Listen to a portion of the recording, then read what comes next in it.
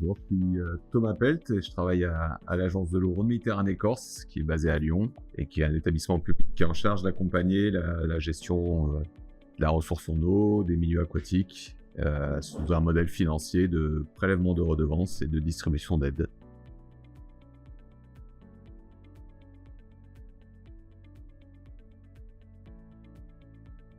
Les 5 principaux acteurs, il y a un peu des catégories d'acteurs.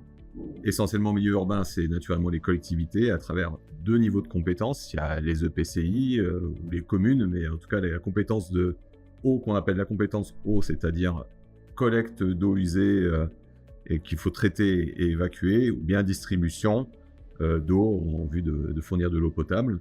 Ensuite, il y a un autre périmètre pour les collectivités, c'est les épages et la gestion des milieux aquatiques. Donc, on est plus sur une logique là de bassin versant. Donc on peut être dans des syndicats intercommunaux, des syndicats mixtes qui suivent les limites de ces bassins versants pour une gestion des milieux aquatiques et aussi de la prévention des risques d'inondation. Une autre catégorie d'acteurs, c'est l'État. L'État, lui, il régule. Il dit ce qui est autorisé, ce que l'on peut faire et ce que l'on ne peut pas faire. Et puis la dimension contrôle, donc c'est des autorisations, des contrôles. Essentiellement, il accompagne le milieu urbain, naturellement. On a enfin les usagers, donc des industriels, les usagers domestiques, les associations dans les territoires, ça peut être de protection de la nature, ça peut être aussi de cadre de vie, d'autres choses.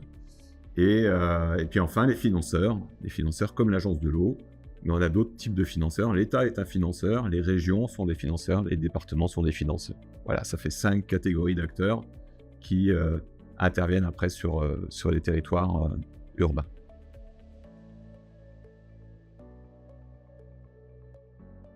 Là aussi, on a 2 grandes familles de cadres. Tout ce qui est réglementaire, donc c'est la loi sur l'eau. Et donc la loi, elle dit ce que l'on peut faire, ce que l'on ne peut pas faire et pourquoi. Et donc ça donne un cadre par défaut. Donc en pratique, c'est on doit changer quelque chose, gérer quelque chose, on demande l'autorisation. Et ensuite derrière, on est contrôlé sur l'effectivité des règles. Et l'autre cadre, c'est la planification, c'est-à-dire le fait de se dire, finalement, on a des objectifs environnementaux, donc le bon état des milieux, la biodiversité, le bon fonctionnement, le bon état des eaux. Et pour ça, on définit où on en est, quels sont les objectifs. Donc c'est en pratique à l'échelle des grands bassins versants, c'est ce qu'on appelle les SDAGE, schéma directeur d'aménagement et de gestion de l'eau, qui donne les grandes orientations. Au niveau local, on décline sur des SAGE, des schémas d'aménagement et de gestion de l'eau, c'est à l'échelle des bassins versants. Et après, on peut avoir des plans d'action, on peut avoir des contrats qui déclinent des actions partenariales ou isolées pour pouvoir atteindre ces objectifs.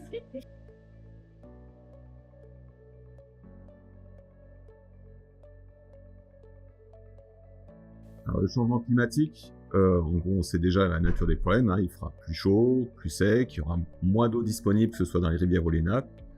Et des événements extrêmes plus marqués, que ce soit sur les valeurs hautes et valeurs basses, les crues, les sécheresses. Et donc ça nous invite à agir sur 3 dimensions majeures.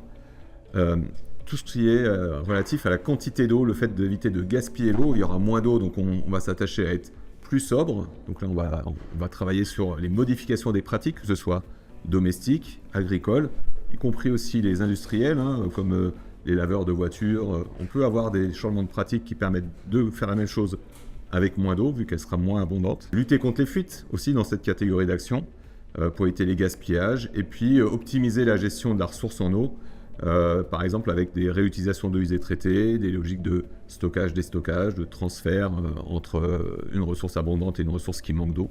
C'est toute la partie quantitative. Un autre champ d'action, c'est le rapport entre l'eau et le sol.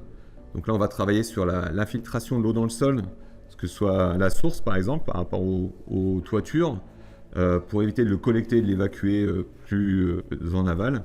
On peut l'infiltrer dès le départ et faire bénéficier de cette eau-là au niveau de l'interaction avec les nappes, par exemple.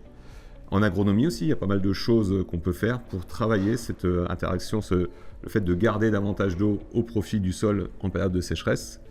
On travaille sur les haies, sur le taux agronomique, le taux de matière organique dans les sols. Il y a toute la politique d'imperméabilisation et donc de désimperméabilisation qui aggrave aussi ce phénomène d'interaction entre l'eau et le sol et qu'il faut essayer sur lequel on souhaite revenir un peu en arrière.